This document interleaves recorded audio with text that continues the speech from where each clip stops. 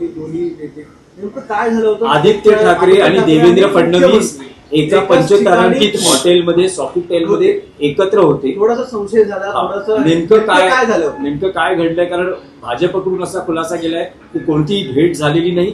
दोघेही वेगवेगळ्या ठिकाणी वेगवेगळ्या त्यांच्या कार्यक्रमांमध्ये होते. माझ्या माहितीनुसार आणि मी जी काही चर्चा केली त्यानुसार दोन नेते हे एका हॉटेलमध्ये होते.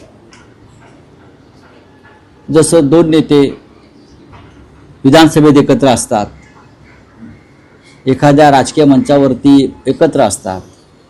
माननीय उद्धव ठाकरे सुद्धा फडणवीस साहेबांना भेटलेले आहेत.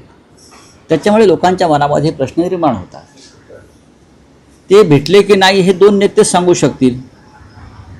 हा एक नक्कीच, पण मुंडे गटाच्या पोटामध्ये भीतीचा गोळा त्याच्यामुळे नक्कीच आला असं मला कोणीतरी आज सांग.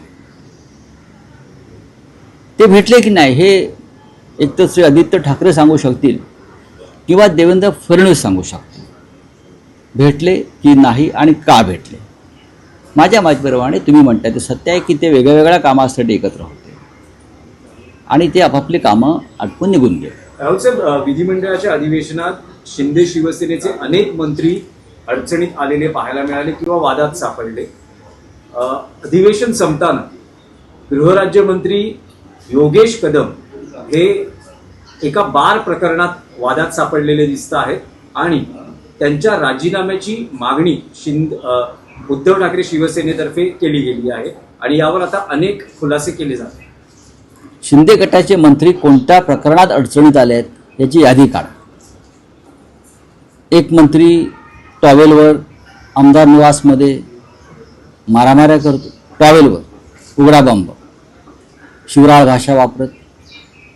दुसरा मंत्री त्याच्या घरामध्ये सिगरेटचे झुरके मारत, बनियनवर, एक टॉवेलवर एक बनियनवर पैशाच्या भरलेला